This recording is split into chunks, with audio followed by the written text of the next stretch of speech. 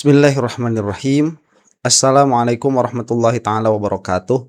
Alhamdulillahirabbil alamin wa sallallahu ala sayyidina Muhammadin wa ala alihi washabihi wasallam. Amma ba'du. Kemarin kita menyaksikan Roy Suryo dan kawan-kawan mengajukan perjuangannya di hadapan DPR. Ya, karena upaya hukum beberapa ya yang dilaksanakan oleh para pejuang ini memang mentok. Jadi nalar hukumnya itu sudah cacat, diperlihatkan di hadapan umum oleh para penegak hukum itu, tapi tidak ada yang berbicara, yang memiliki otoritas ya, yang memiliki otoritas tidak ada yang berbicara. Ya, kalau kita lihat dari segi apa ya, dari segi politik kekuasaan, saya kira yang menikmati permasalahan ijazah ini memang banyak ya. Di antaranya pemerintahan sekarang yang kebijakan-kebijakannya itu tidak terlalu disorot saat permasalahan ijazah ini mencuat. Jadi namanya juga politik. Kalau sudah masuk ke dalam ranah politik, permasalahan itu ingin dilihat nyata di hadapan hukum, benar atau salahnya, itu sulit ya. Karena ya memang menunggu momen yang pas saja begitu. Semuanya menjadi alat untuk meningkatkan elektabilitas, semuanya menjadi alat untuk distraksi di ruang publik dan lain sebagainya. Nah, itulah yang sedang kita saksikan saat ini ya. Cuman ya mau bagaimana lagi, inilah masalah dari sistem demokrasi yang mana kekuatan itu atau kekuasaan itu dia selalu menjadi rebutan, selalu dikontestasikan. Dan kalau kita mau tahu salah satu kelemahan pilar atau salah satu kelemahan dari sistem demokrasi, ya ini yang sedang kita saksikan sekarang ya. Baik, terlepas dari itu, ini banyak sebetulnya yang bisa kita bahas dari permasalahan kemarin ya. Di antaranya Pak Rustam ini berbicara bahwa yang mencetak ijazah itu temannya. Ya. Jadi gimana saya punya teman yang mencetak ijazah itu teman saya begitu. Itu Pak Rustam tuh. Cuman apa di video ini atau bukan ya, nanti akan kita lihat. Cuman di video ini Pak Rustam itu mengatakan dalang dibalik apa ya, bukan pencatutan, pemakaian foto Jokowi yang bukan Joko Widodo. Nah, itu kelihatan jelas lah ya. Mau gimana juga cuman termul saja yang mempercayai itu fotonya Jokowi. Nah, cuman saya mau seperti ini aja dulu, bahwa saya pernah baca kitab itu, judulnya Qistosul Mustaqim. Itu bagus sekali ya, kita bisa khatam beberapa kali. Di antaranya begini, di dalam membuktikan sesuatu ya. Apabila ada 3 orang nih, 3 orang ini ngaku hafal Quran tiga-tiganya. Nah, kemudian kan itu pengakuan mereka bertiga tuh, beda orang. Kemudian kita itu meminta bukti. Apa bukti kamu itu hafal Al-Quran? Yang satu mengeluarkan sanad ya, sampai siapa Kisai begitu. Saya punya sanad hafal Quran. Saya dari guru saya dari gurunya, terus sampai Kisai begitu, atau sampai Ibnu Katsir yang Qori. Yang satu itu dalilnya. Yang kedua dalilnya itu bisa merubah tongkat menjadi ular. Nih saya punya dalil, bukti bahwa saya itu hafal Al-Quran dari awal sampai akhir. Dia punya tongkatnya berubah jadi ular. Itu bukti yang kedua tuh. Yang ketiga, dia tidak punya sanad, dia tidak bisa mengubah tongkat jadi ular, tetapi dia mengatakan, ya bukti saya hafal Al-Quran, saya bacakan saja begitu. Kemudian dia membacakan Al-Quran tanpa mushaf, dari ba-nya Bismillah sampai sin-nya An-Nas. Nah, kira-kira begitu kata Imam Ghazali ini, kira-kira yang kamu percaya itu yang mana? Nah, orang berakal itu pasti mengatakan percaya kepada yang ketiga begitu, karena apa ya, bukti dari apa yang dia klaim adalah yang dia jadikan, yang dia paparkan. Itu cara beristidlal itu seperti itu. Jadi kalau misalkan dalilnya, kalau memang misalkan buktinya itu adalah sesuatu yang bisa dibuktikan secara hissi, ya buktikan saja, nggak usah muter-muter sama yang lain. Nah, ini Jokowi lebih aneh lagi ya. Dia itu ngaku punya ijazah, ngaku ijazahnya asli, tetapi tidak pernah menunjukkan ijazah itu. Nah, kemudian mengatakan, oh pernah digelar perkara khusus. Aduh, aduh. Itu gimana kita ngobrolnya? Itu kan yang diakukan sama Polda Metro itu adalah ijazahnya Jokowi dan sebagainya, banyak cacatnya lah di situ. Ya kalau ada memang tunjukkan saja, dan inilah yang dipinta di hadapan gedung DPR oleh Roy Suryo dan kawan-kawan ya. Jadi malah apa namanya, ngeluarin teman-temannya Jokowi itu, kemudian malah mengatakan ada 500 barang bukti dan sebagainya. Repot kalau orang Indonesia sampai percaya sama orang kayak Joko Widodo itu. Jadi nalar apa analitiknya itu dicabut. Saya itu memiliki kekhawatiran mereka itu memang memiliki agenda membodohkan bangsa. Saya punya kekhawatiran seperti itu. Tapi ya ala kulihal lah, kita saksikan saja dulu sekarang ini aspirasi ya yang ditunjukkan oleh Roy Suryo dan kawan-kawan, banyak sekali orangnya di depan gedung DPR. Kita saksikan ya. Jelas kita bisa lihat dengan mata kita sehat, fotonya itu bukan foto Jokowi, kumisnya bukan Jokowi, mulutnya bukan Jokowi, telinganya bukan Jokowi. Itu foto orang lain yang dipakai oleh Jokowi.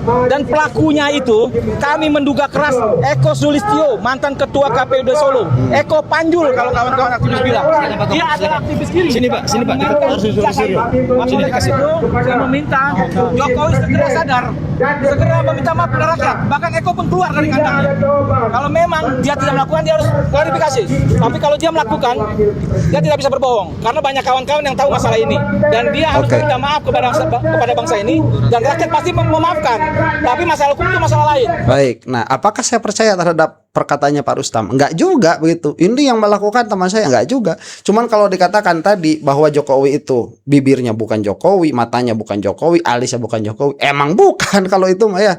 Nah kemudian ini juga sesuatu yang harus dibuktikan. Makanya kan panjang. Nanti perkataan Pak Rustam ini harus dibuktikan. Kemudian Jokowi juga harus membuktikan. Kan susah. Tapi kalau Jokowi yang membuktikan secara langsung, itu bisa definitif. Apalagi kalau misalkan sampai diuji oleh lembaga independen. Begitu. Ya ini mah kan cuma kontra narasi aja. Kenapa? Karena para termul itu mereka suka memberikan narasi tanpa bukti. Ya udah, keluarkan aja kita juga narasi tanpa bukti, kan begitu. Ya selesai. Kalau kita mau bermain seperti itu, makanya ini menjadi panjang. Makanya meminta di hadapan DPR. Apakah DPR akan mendengarkan ini? Nggak bakalan. Cuma apakah perjuangan Indonesia sia? Oh enggak. Ya, kita lihat saja. Ini adalah suatu langkah yang bagi perjuangan ya bagus. Tidak ada keputusasaan, itu bagus. Jadi Pak Jokowi jangan lagi membuat gaduh bangsa ini, mengadu domba kami dengan rakyat-rakyat yang lain dengan isu ijazah ini. Terbuka saja. Kalau itu memang bukan ijazah Jokowi, silakan. Jokowi mengakui, kami tidak marah. Yang telah berjuang selama ini selama hampir 3-4 tahun. Dan saya nyatakan, kenapa perjuangan kami sampai akhir tidak selesai? Karena kami mempunyai militansi. Kami tidak ada bohir, tidak ada orang besar, tapi kami punya militansi sebagai aktivis yang bergaris lurus. Saya punya sejarah di Reformasi 98. Saya mengorbankan adik-adik kami yang saat ini gugur. Makanya saya di sini tetap akan menjaga supaya bangsa ini lurus. Karena bangsa ini bukan milik Jokowi, ini milik kita, milik rakyat yang harus kita jaga bahkan sampai 100 tahun ke depan. Nah baik, ini saya setuju sekali ya. Bangsa ini bukan milik Jokowi, tetapi sekarang Joko Widodo dengan para termulnya itu berlagak seolah-olah Indonesia itu milik mereka. Hukum dirusak, demokrasi dirusak. Tetapi yang berjuang itu ya orang-orang yang tanpa kekuasaan seperti ini.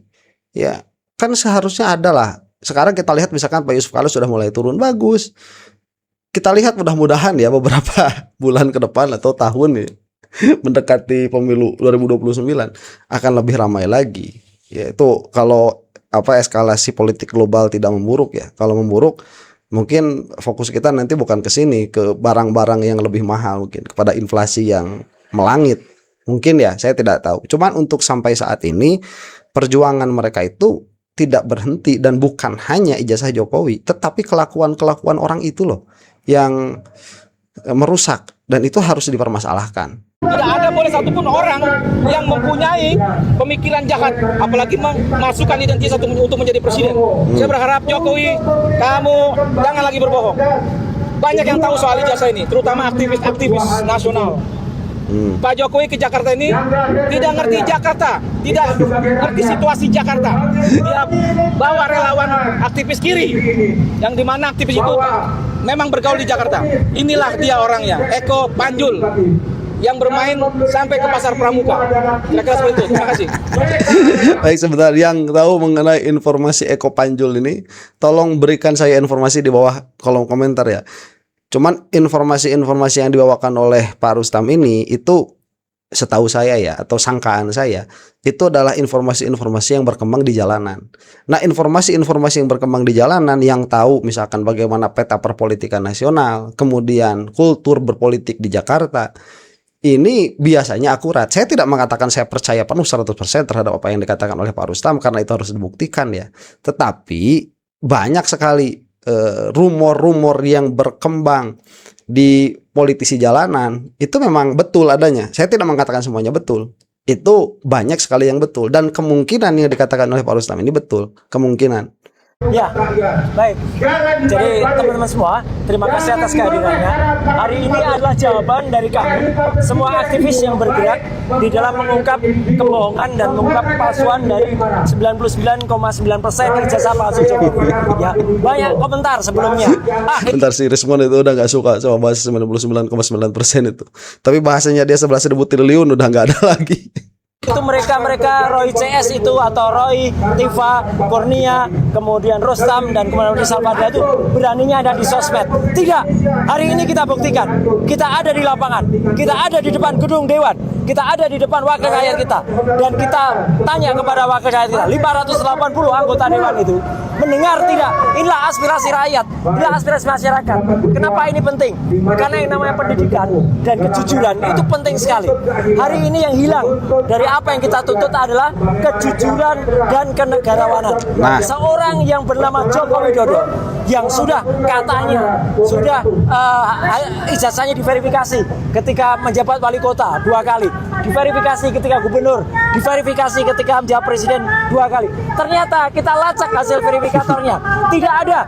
Ya, jadi ternyata itu syarat-syaratnya kurang semuanya. Tidak ada ijazah-ijazah sebelumnya. Baik, sebentar. Ini menarik juga yang dikatakan oleh Pak Roy Suryo. Jadi pada akhirnya salah satu yang membuat kita kesal juga itu sikapnya Joko Widodo. Jadi dia itu mengaku-ngaku negarawan padahal sikapnya tidak. Dia itu mengaku-ngaku sebagai orang yang bapak bangsa lah begitu ya, yang mana seharusnya presiden itu seperti itu. Ternyata dia itu hanya bapak termul. Dan masalahnya termulnya ini hanya orang-orang yang memiliki kepentingan juga dengan Joko Widodo, atau orang-orang yang memang tidak memiliki nalar kritis yang baik sehingga melihat bahwa Joko Widodo itu kepemimpinannya wah begitu ya. Bagus. Ini suatu hal yang memang jangan dibiasakan ada di Indonesia. Jadi kok sekarang itu kita narasinya itu dia menjadi keluarga begitu ya, jadi narasi keluarga. Ini kan repot, pada akhirnya dibawa-bawa nanti misalkan AHY keluarga siapa namanya SBY begitu ya, kemudian Puan Maharani keluarganya Megawati. Memang kenyataannya demikian pada kenyataannya. Tetapi ya sebelum permasalahan Gibran ini itu tidak pernah menjadi permasalahan di Indonesia, karena beliau itu mereka itu SBY Megawati misalkan itu tidak pernah secara secara radikal menunjukkan bahwa anak saya harus naik menjadi pejabat. Enggak. Sejelek-jeleknya begitu ya, misalkan Puan Maharani itu digembleng dulu. Umur berapa dia baru jadi anggota DPR itu, Puan Maharani itu. Ya, si Jokowi mah lieur. Dan itu sudah diakui oleh keputusan-keputusan KIP, Komisi Informasi Pusat yang ada. Dan kita tantang semuanya. Ada yang katanya mengatakan berjanji, nanti saya tunjukkan ijazahnya ketika di pengadilan. Pengadilan mana? Ya, tidak ada. Berkali-kali ada acara di pengadilan, dia tidak tampak. Ijazahnya katanya masih disita. Padahal pengadilan itu adalah forum tertinggi untuk membuktikan. Dan hari ini, tepat setahun setelah kita mengunjungi Universitas Gadjah Mada, saya waktu itu bersama Dr. Tifa dan satu lagi yang sudah berkhianat, ya si Omon. Waktu itu kita melihat bukti langsung. Kita melihat tidak hanya ijazah, tapi skripsi, di mana skripsi itu tidak ada lembar pengesahannya, nama dosennya juga salah, tidak ada kemudian aturan yang ada, dan kemudian hurufnya juga beda. Jadi itu jelas palsu. Tidak ada ijazah asli yang bisa terbit tanpa skripsi yang asli. Jadi hari ini sekaligus kita memastikan bahwa meskipun kemarin Nah, bentar, itu juga kesalahan-kesalahan yang amat sangat banyak itu ya, terlihat di mana-mana. Itu tidak akan terjadi dalam satu ijazah. Itu kemungkinan kamu disambar petir 3 kali lebih besar daripada berkumpulnya kesalahan-kesalahan ijazah itu di dalam satu ijazah. Dan kalau kita belajar sedikit saja tentang probabilitas, oh ini probability terjadi secara kebetulan itu hampir nol. Ini ada fabrikasi di situ. Dan betul tadi apa-apa yang terungkap misalkan seperti tidak ada lembar pengesahan, kemudian pada akhirnya masalah yang dikeluarkan kepada KIP yang menjadi syaratnya Jokowi itu juga banyak permasalahan. Itu tidak bisa dipandang sebelah mata. Itu adalah fakta yang terlihat di hadapan kita. Yang saya katakan berulang-ulang sudah tidak bisa dicabut lagi ya. Jadi tidak relevan pada akhirnya kalau Jokowi itu cuma mengatakan di sidang seperti di sidang CLS kemarin ya, bahwa ijazah saya sudah ada di dalam kekuasaan kepolisian. Waduh, itu kan terlihat sekali ya, itu diambil sama kepolisian agar supaya memang sidang CLS tidak bisa menghadirkan ijazah itu. Itu kelihatan sekali. Dari mana kelihatannya? Oh, banyak buktinya itu. Di antaranya pengakuan pada Termul yang melihat ijazahnya Jokowi, padahal secara tanggal kalau polisi benar begitu, ijazah itu sudah adanya di polisi. Apakah ini pernah dikejar? Nggak pernah dikejar. Penyidik pernah tidak mengejar permasalahan itu? Nggak pernah. Padahal penyidik itu seharusnya melihat semua kemungkinan-kemungkinan yang menjadi lead terhadap permasalahan yang dia selidiki. Begitu. Apakah itu terjadi? Enggak. Kenapa? Ya tadi saya lagi ini Jokowi. Muak nggak kita ngelihatnya? Muak. Hukum kok seperti ini? Ya. Ya, dia itu ngakunya juga sebagai warga negara. Ya kalau misalkan mengaku sebagai warga negara seharusnya hukum juga berlaku adil kepada yang bersangkutan itu. Nggak seperti yang kita saksikan sekarang ya, kok privilege sekali begitu menjadi Jokowi dan menjadi Termul itu. Sebel kan? Akhirnya kita itu dijajah sama secara spiritual, kemudian secara politik kita itu dijajah oleh bangsa sendiri. Sama siapa tuh? Sama geng Oslo itu. Yang merapat sama mereka jadi anti hukum, jadi kebal hukum. Tetapi orang yang anti mereka yang nggak salah pun itu dihukum. Kan menjijikan kan? Ya, kita sudah membuat buku dan buku itu kemudian ada salah satu yang kemudian menyatakan tulisan silahkan dicabut. Tulisan dia tidak ada manfaatnya apa-apa. Karena tulisannya dia itu hanya omong besar saja. Dia tulis banyak halaman tapi itu isinya adalah kuantitatif, hanya rumus saja. Dan dia sudah berbohong pada dirinya sendiri. Buka kaos kali. Dia menyatakan karena dia nggak lulus pendidikan di S3 di Yamaguchi, kemudian dia tidak mau membayar beasiswa, si Omon itu kemudian buat surat kematian. Maka hari ini kita pastikan buku Jokowi White Paper tetap ilmiah dan tetap kami pertahankan. Saya atas nama enggak, sebentar, saya tadi ngelihat terus Suryo udah buka-buka kancing tuh, kirain mau buka baju ya. Cuman kayaknya bakal deh kayaknya, nanti kita akan lihat ya. Nah cuman ini juga menjadi bukti apa yang saya katakan nih, permasalahannya Yamaguchi ya. Si Termul itu sebelum Rismon jadi Termul, itu kuat sekali. Nggak ada legal standing ini nggak lulus Yamaguchi, bla bla bla begitu ya, sampai datang ke Jepang dan sebagainya.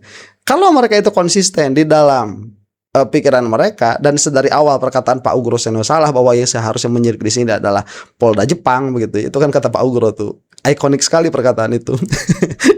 yang harus membereskan permasalahan ini adalah Polda Yamaguchi.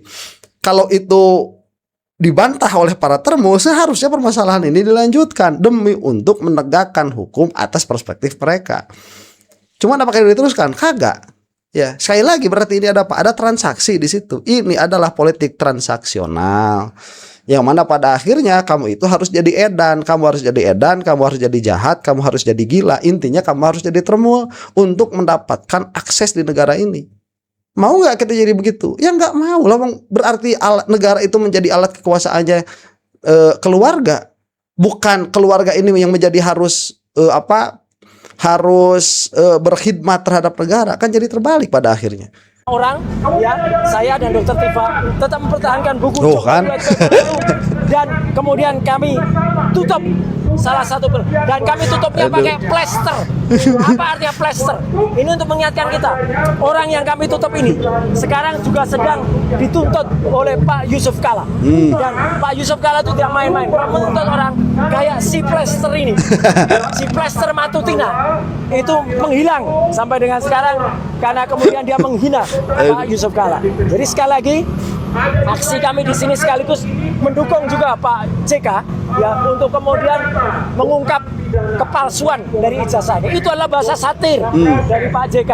Ya, kalau punya, dan saya percaya itu asli, tunjukkan saja, gitu. Dan tidak pernah ditunjukkan. Jadi sekali lagi, Joko Widodo, ya tunjukkan ijazahmu depan rakyat agar tidak kemudian membuat gaduh. Last but not least, kami juga mengapresiasi pendapat dari Pak Peter F. Gonta, ya mantan dubes Polandia. Pak Peter Gonta juga mengatakan bahwa mau ijazah itu asli atau palsu, kalaupun asli, Jokowi tetap kemudian menyengsarakan rakyat. Sudah 13 tahun sejak orang pertanyakan pertama kali tahun 2013 tidak ditunjukkan kepada kita semua. Baik, nah itu betul yang saya katakan, Jokowi itu kalaupun benar ijazahnya asli, dia psikopat. Kalaupun asli, dia itu sudah membuat kekacauan di negara ini. Jangan salah, bukan salah Roy Suryo ini. Roy Suryo bikin kegaduhan. Bukan, ini Jokowi yang dipinta, Jokowi yang dituntut, Jokowi yang memiliki kuasa untuk menunjukkan ijazah itu sedari awal. Ya, sekarang kenapa jadi agak susah percaya bahwa ijazahnya itu asli? Ini dipinta 13 tahun yang lalu. Kemudian fakta-fakta di persidangan, fakta-fakta di lapangan sudah banyak yang mengindikasikan lebih banyak lagi bahwa ijazah Jokowi itu palsu. Jadi kalau dulu permasalahannya satu, sekarang permasalahannya bisa ratusan. Yang mana ratusan itu harus diselesaikan satu-satu. Tidak bisa diabaikan begitu saja. Sekarang katakanlah kalau misalkan Jokowi itu benar di dalam pernyataannya bahwa Pak Kasmujo itu adalah guru pembimbing lah, baik itu skripsi atau akademik. Sekarang waktu Pak Kasmujo itu tidak mengakui, terus mau bagaimana? Apakah Pak Kasmujo itu pada akhirnya mau didiamkan begitu saja? Dari perspektif hukum kan tidak bisa ya. Kita kalau mau tegak hukum beneran ya tegak hukum beneran. Masa nenek-nenek itu yang waktu itu ya ngambil kokoa itu kan sangat keras sekali hakim mengatakan nenek itu bersalah. Ya memang seharusnya hukum demikian. Nah tapi kan masuk di situ hati nurani di dalam permasalahan nenek-nenek itu. Oke, tapi kan selesai permasalahannya itu. Ya, Pak Kasmujo bagaimana ini? Kalau Jokowi itu asli, ya dalam pengertian kalau saya melihat begitu ya, ngapain Pak Kasmujo bohong? Belum lagi kita lihat, berulang-ulang saya katakan, teman-temannya Jokowi yang tidak pernah konsisten di dalam pernyataannya itu dan sebagainya. Ditunjukkan kepada media saja tidak boleh difoto, tidak boleh dilihat, tidak boleh dipegang, apalagi diperiksa. Jadi itu kebohongan besar. Dan masih ada lagi, kita tidak akan berhenti. Kalaupun bapaknya ini, si Joko Widodo ini kemudian hanya kesalahannya tidak memiliki ijazah atau ijazah palsu, anaknya lebih parah lagi. Anaknya tidak punya ijazah SMA dan tidak ada pendidikannya, dan itu akan kita bongkar juga. Kita tidak berhenti, dan insya Allah rakyat bersama kita, tidak ada bohong, dan Tuhan atau Allah Subhanahu Wa Taala membersamai langkah kita. Amin. Oke, coba lihat ini ya, masalah Gibran. Masalah Gibran itu lebih parah lagi. Betul, itu terpampang di hadapan kita. Apakah Gibran itu punya ijazah SMA? Kagak. Apakah Gibran itu punya ijazah yang setara dengan SMA? Yang dimaksud adalah madrasah aliyah misalkan, atau homeschooling, atau paket C misalkan. Nggak ada juga. Terus bagaimana dia itu bisa menjadi memenuhi syarat untuk mengajukan diri sebagai wakil presiden? Satu ya, gelar jenjang pendidikan yang katanya itu disetarakan. Jadi bukan SMA, bukan ijazah setara SMA, tetapi dengan surat yang menyatakan jenjang pendidikan Gibran itu sudah setara. Lah permasalahannya ini kan tidak diakui oleh undang-undang begitu. Itu kalaupun memang benar Gibran itu ada pendidikan yang setara dengan SMA. Tapi kan setelah kita bahas, saya sudah membahas kemarin, alhamdulillah kebagian sekolah di luar negeri kan, jadi sedikit-sedikit tahu lah. Ini banyak buat orang yang pernah sekolah di luar negeri dengan sistem Inggris misalkan, mengatakan sama juga. Nggak ada juga tuh pendidikan Gibran yang setara dengan 12 tahun sampai setara dengan SMA. Padahal kalaupun ada itu tidak masuk kategori. Begitu. Ini udah nggak ada ijazah SMA-nya. Ijazah yang setara dengan SMA-nya juga tidak ada. Pendidikan 12 tahun yang setara dengan SMA juga tidak ada. Yang mana kalaupun ada itu tidak masuk kriteria. Sudah begitu umurnya belum sampai 40, didobrak lagi aturannya sama si Paman Usman kemarin yang pingsan waktu purna tugas itu.